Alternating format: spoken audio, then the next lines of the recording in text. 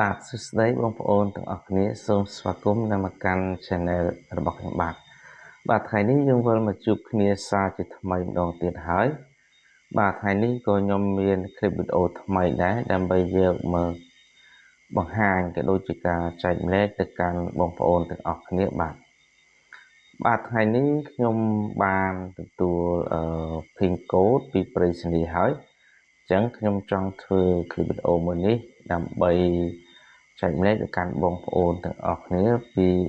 របៀបដាក់ pin code នៅក្នុង Google Ads របស់យើងហ្នឹងបាទហើយនឹងមួយទៀតគឺយើងភ្ជាប់ជាមួយនឹងធនាគារ ABA បាទអញ្ចឹងបន្ទាប់ពីយើងបាន apply រួចរាល់អស់ហើយយើងនឹងverify ជាមួយនឹងអត្តសញ្ញាណប័ណ្ណរបស់យើងបន្ទាប់មកទៀតគឺយើងបានទទួលនៅ pin code បាទអញ្ចឹងយើងត្រូវវាយ pin code របស់យើងបញ្ចូលហើយបន្ទាប់ពីយើងវាយនៅ pin code របស់យើងរួចរាល់ហើយយើងនឹងភ្ជាប់ជាមួយនឹងធនាគារ ABA មួយទៀតដើម្បីទទួលលុយបាទនៅក្នុងកុំរបស់យើងហ្នឹងពេលដែលchannel YouTube របស់យើងបានគ្រប់ម៉ោងនិងគ្រប់subscribe នោះបាទសម្រាប់បងប្អូនដែលគាត់មើលថ្មីសូមកុំភ្លេចជួយចុច subscribe និងសញ្ញារូបកណ្ដឹងម្នាក់មួយផងដើម្បីទទួលបាននៅវីដេអូថ្មីបាទអញ្ចឹងយើងកុំនៅឲ្យខាតទៅយូរយើងទៅធ្វើទាំងអស់គ្នានៅក្នុងទូរស័ព្ទដៃរបស់យើងតោះ let's go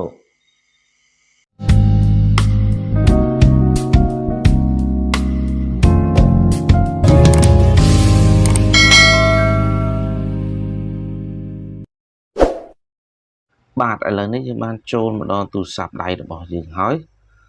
តោះអញ្ចឹងយើងចូលទៅដាក់ pin code ហើយនឹងភ្ជាប់ជាមួយនឹង account ធនាគារទាំងអស់គ្នាបាទអញ្ចឹងឥឡូវនេះchannel របស់យើងបាន apply រួចរាល់ហើយក៏បានទទួលនៅ pin code ដែរអញ្ចឹងយើងត្រូវការដើម្បីយក pin code មកវាបញ្ចូលដែលមានលេខ6ខ្ទង់ហ្នឹងហើយយើងធ្វើការភ្ជាប់ជាមួយនឹងធនាគារ ABA តែម្ដងបាទតោះឥឡូវទី1គឺបងប្អូនត្រូវចូលមកកាន់កម្មវិធីជ្រោមនេះមកបាទចូលមកកាន់កម្មវិធីជ្រោមរបស់យើងហ្នឹងបន្តមកទៀតបងប្អូនវាយពាក្យថា Google Action នេះមកបាទអញ្ចឹងយើង search មកបាទយើងចុច search អញ្ចឹងយើងវាយពាក្យថា Google Action បាទយើងវាយពាក្យថា Google Action ប៉ុន្តែបើខ្ញុំមានហើយនេះបងប្អូនបាទអញ្ចឹងមានពាក្យថា Google យើងដក com មួយមក action បាទអញ្ចឹងយើងវាយពាក្យថា Google មកបងប្អូនអញ្ចឹងយើងคลิกទៅលើពាក្យហ្នឹងតែម្ដងទៅបាទបន្តមកទៀតបងប្អូនscroll ដល់លើតិចមកយើងពាក្យថា sign in Google Action បាទយើងចូលមកអញ្ចឹង Google Action របស់យើងភ្ជាប់នៅ Gmail មួយណា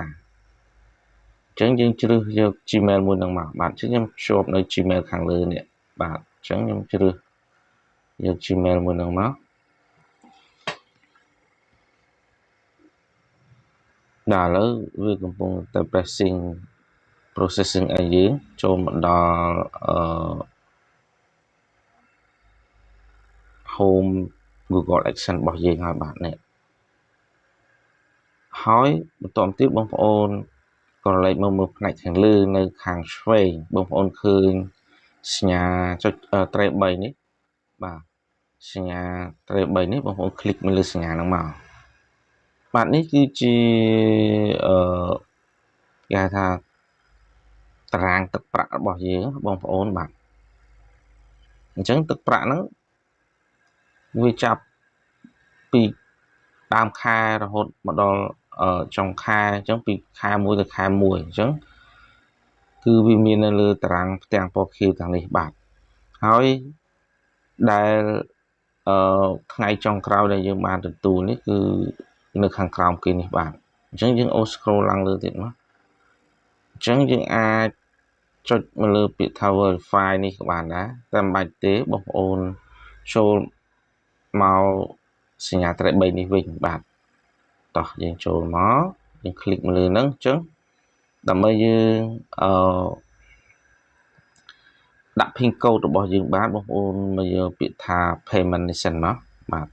អញ្ចឹងយើង click លើពាក្យ payment មួយសិនអញ្ចឹងពេលដែលយើង click លើពាក្យ payment វាលោតមកពាក្យថា payment inform ហើយមួយទៀតគឺ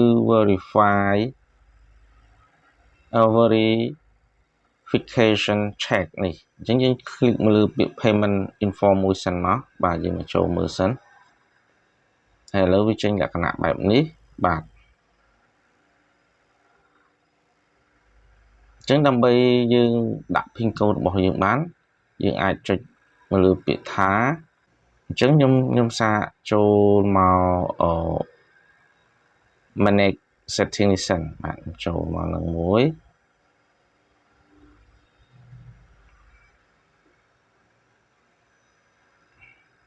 បាទនេះជាអាស័យដ្ឋានរបស់យើងបាទយើងចូលមកមើលអាស័យដ្ឋានរបស់យើងមកតើយើងចូលមកចំនៅឈ្មោះអាស័យដ្ឋានរបស់យើងពិតប្រាកដដែរឬទេបាទអញ្ចឹងបន្ទាប់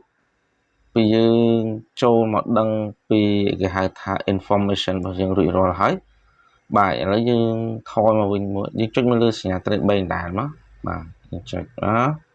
នេះបាទសញ្ញាត្រី3នេះបាទបងប្អូនคลิกមកអញ្ចឹងយើងមកយកពាក្យថា verification check បាទយើងមកយកពាក្យហ្នឹងមក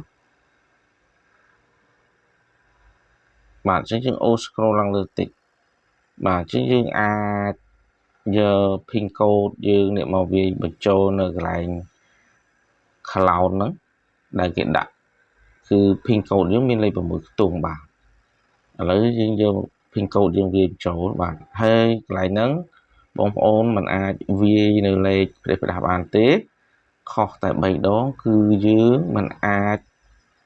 បញ្ចូលនៅ pin code របស់យើងបានទេគឺខូច action របស់យើងតែម្ដងបាទនៅកន្លែងហ្នឹងអញ្ចឹងកន្លែងហ្នឹងតើតើបងប្អូនប្រយ័ត្នប្រយែងបាទសូម្បីតែខ្ញុំក៏ខ្ញុំប្រយ័ត្នប្រយែងដូចគ្នាទៀងផ្ទាត់តែមែនតើបាទអញ្ចឹងយើង click មកបាទ click មកលើក្នុងហ្នឹងមកបាទអញ្ចឹងយើងចាប់ផ្ដើមវាយបាទមើលឲ្យមែនតើបាទប៉ុន្តែលេខរបស់ខ្ញុំនេះវាដូចជាស្រួលចាំដែរបាទអញ្ចឹងគឺ84 77និង99បាទបន្ទាប់ទៀតយើងចុច submit បាទយើងចុច submit នេះបងប្អូនបាទចុច submit មកអញ្ចឹងយើងផ្ទៀងទៀត84 77និង99បាទអញ្ចឹងខ្ញុំចុច submit បាទយើងចុច submit នេះបងប្អូនបាទអញ្ចឹងអត់មានអីទេកន្លែងហ្នឹងនោះបាទអញ្ចឹងយើងចុចពាក្យថា submit នឹងមក84 79 99បាទត្រឹមត្រូវអស់ហើយអញ្ចឹងចុចពាក្យថា submit បាទឥឡូវយើងបាន complete រួចរាល់អស់ហើយនេះបងប្អូនបាទយើងបាន verify ជាមួយនឹងអត្តសញ្ញាណបានយើងបានបំពេញបាទយើងបានបំពេញហើយនឹងយើងបានបំពេញនៅ address របស់យើងរួចរាល់ហើយអញ្ចឹងដើម្បីយើងទៅភ្ជាប់ជាមួយនឹងធនាគារ ABA បាទអញ្ចឹងយើងបានទទួល pin code ហើយយើងទៅភ្ជាប់ជាមួយនឹងធនាគារ ABA បាទជាបន្តទៀតតោះឥឡូវយើងអាចចុចមកលើសញ្ញាត្រី3នោះដែរឬក៏ចុចពាក្យថា action នេះក៏បានបាទនេះឥឡូវចុចលើសញ្ញាត្រី3ខ្ញុំคลิกហ្នឹងហើយខ្ញុំមកយកពាក្យថា payment inform បាទ payment inform បាទហើយបន្តទៀត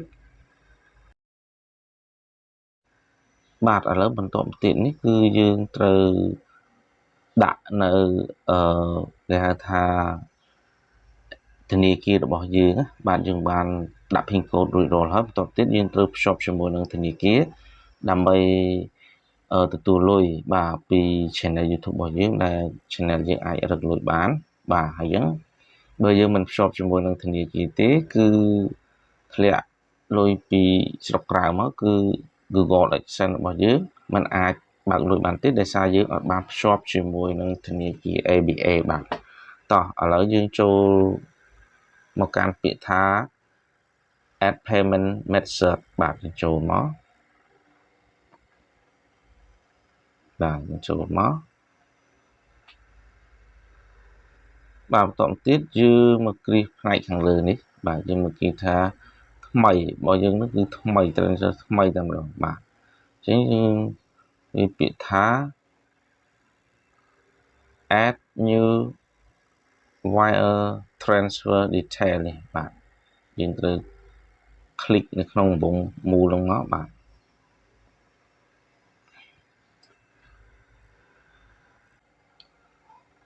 ាទអញ្ចឹងបងបន្តមកទៀតបងប្អូនអាច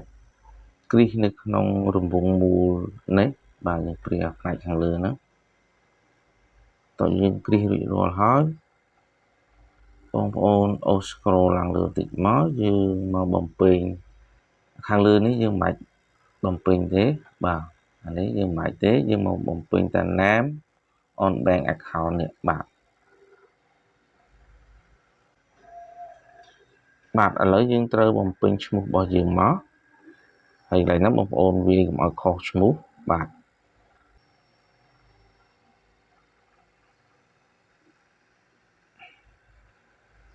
យើងវាឈ្មោះយើង select យកហ្មងទៅបាទបន្តទៀតយើងវាឈ្មោះ bank name មួយទៀតបាទនេះ bank name នេះសូមបងប្អូនវាមក bank name យើងដាក់ ABA bank បាទ A B A bank ណា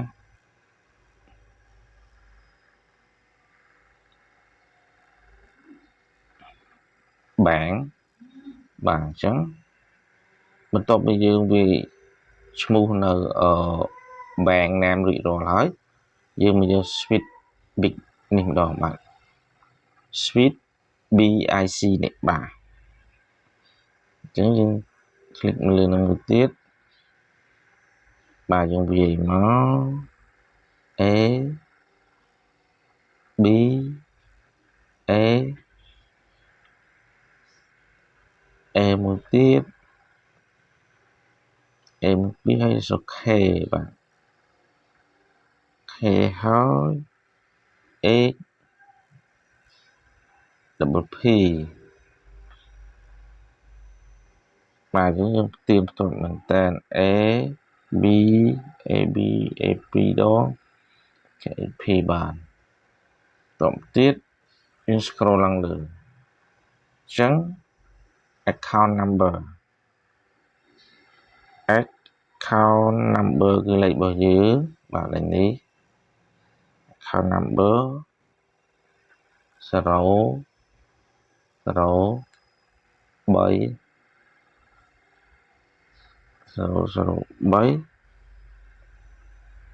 និង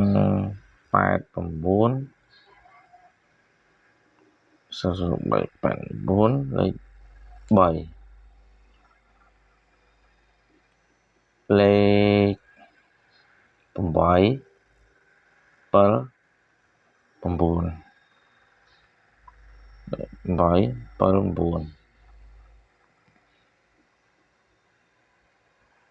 ហើយខាងក្រោមគឺយើង copy មកហើយយើង copy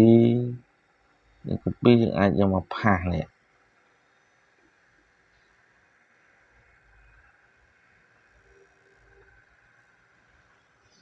យើងអាចយកផាស 003 8 9 3 8 7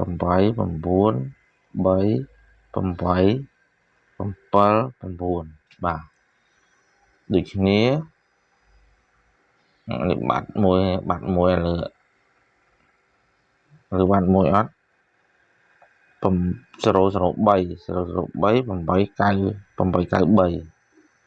893 893 879 បាទតទៀត នេះយើងត្រូវ save បាទយើងត្រូវ save បងប្អូនបាទយើងត្រូវ save ឥឡូវបាទយើងបានបំពេញរួចរាល់ហើយនៅឈ្មោះយើងពិនិត្យមើលសារឡើងវិញបាទអញ្ចឹងយើង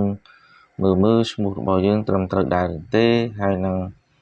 bank name របស់យើងត្រឹមត្រូវដែរឬទេហើយនឹងSWIFT ធនាគាររបស់យើងត្រឹមត្រូវដែរឬទេបាទអញ្ចឹងបើសិនជាវាត្រឹមត្រូវគ្រប់គ្រាន់អស់ហើយយើងអាចចុចពាក្យថា save បាទឥឡូវកន្លែងនេះយើងគ្រាន់តែថយមួយទៅសិនមកបាទដូចគ្នាបាទអញ្ចឹងតោះទៀតខ្ញុំ scroll ខ្ញុំបនិយាយបាទប៉ុណ្ណឹងខ្ញុំ screenshot មួយសិនខ្ញុំថតទុកបាទខ្ញុំថតហើយអញ្ចឹង003 003 8 9 38 79ណា 003 A B ឥឡូវចង់មើលជាក់ស្ដែងដល់ទៀតទៅមកអត់បាទខ្លាចខុសនេះគេទៅដាក់ដែរ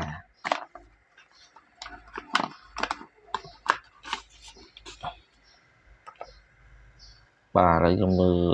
ច្បាស់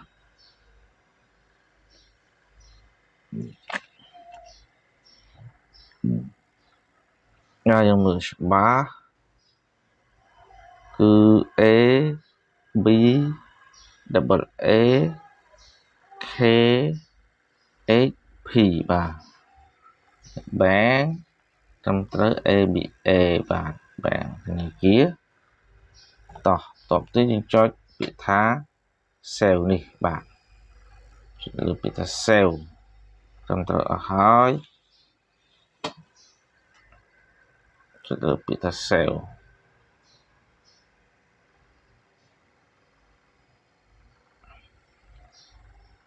បាទឥឡូវ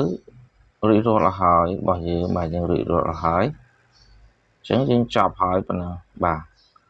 អញ្ចឹងយើងបានរបស់យើងរួចរាល់ហើយបាទនេះជារបៀបភ្ជាប់ជាមួយនឹងធនាគារ ABA ហើយនឹងរបៀបទទួលបាន PIN code បាទអញ្ចឹងជាដំបូងយើងបានទទួលបាននៅ PIN code បន្ទាប់ពីយើងបានទទួលហើយយើងវាយ PIN code បញ្ចូលបន្ទាប់ពីយើងវាយ PIN code របស់យើងបញ្ចូលរួចរាល់ហើយយើងភ្ជាប់ជាមួយនឹងធនាគារ ABA របស់យើងដើម្បីយើងងាយស្រួលក្នុងការទៅបើកលុយពី channel YouTube របស់យើងបាទអញ្ចឹងនេះជាចំណេះដឹងមួយដើម្បីចែកលែកទៅកាន់បងប្អូនទាំងអស់គ្នាបាទដែលបងប្អូនខ្លះគាត់អត់ទាន់ដឹងពីរបៀបភ្ជាប់ជាមួយនឹងធនាគារ ABA នោះបាទយើងវិលត្រឡប់មកជួបគ្នាវិញហើយបាទបន្ទាប់ពីបងប្អូនបានទស្សនានៅคลิปវីដេអូរបស់ខ្ញុំតាំងពីចំណុចចាប់ដើមរហូតដល់ទីបញ្ចប់នេះខ្ញុំជឿជាក់ថាបងប្អូននឹងអាចចេះដាក់ PIN code នៅក្នុង Google Account របស់យើងហើយនឹងរបៀបភ្ជាប់នៅធនាគារ ABA បាទដែលយើងបានបង្កើតនៅ Google Account មួយនោះហើយយើងបានទទួលនៅ PIN code ហើយបន្ទាប់ទៀតគឺយើងបានភ្ជាប់ជាមួយនឹងធនាគារ ABA ដើម្បីយើងងាយស្រួលក្នុងការទៅបើកលុយបាទអញ្ចឹងពេលដែលយើងធ្វើនៅ YouTube channel របស់យើងបានគ្រប់ការរួចរាល់ហើយគឺយើងមានសិទ្ធិរើលុយជាមួយនឹង Google account action របស់យើងហើយនឹងក្រុមហ៊ុន YouTube បាទអញ្ចឹងយើង គ្រប់គូកាយគឺយើងអាចបង្កើតនៅ Google AdSense បាទបន្តទៀតយើង verify ជាមួយនឹងអត្តសញ្ញាណប័ណ្ណរបស់យើងទៅហើយបន្តទៀតគឺយើងត្រូវទទួលបាន PIN code បាទពេលដែលយើងទទួលបាន PIN code ហើយយើងនឹងអាចវាយបញ្ចូលនៅក្នុង Google AdSense របស់យើងហើយបន្តទៀតគឺយើងបានភ្ជាប់ទៅកាន់នឹងធនាគារ ABA ជាបន្តទៀតដើម្បីងាយស្រួលក្នុងការដែលយើងបើកលុយនៅតាមធនាគារនោះបាទហើយអញ្ចឹងคลิปវីដេអូមួយនេះគឺបានចែកម្លែកទៅកាន់បងប្អូនទាំងអស់គ្នាហើយបងប្អូនទាំងអស់គ្នានឹងអាចចេះហើយពីរបៀបភ្ជាប់នៅ account ធនាគារហើយនឹងរបៀបដាក់ PIN code បាទអញ្ចឹងខ្ញុំមានតែប៉ុណ្្នឹងទេដើម្បីចែកម្លែកទៅកាន់បងប្អូនទាំងអស់គ្នាបាទអញ្ចឹងយើងនឹងជួបគ្នានៅវគ្គក្រោយៗជាបន្តទៀតបាទសូមអរគុណ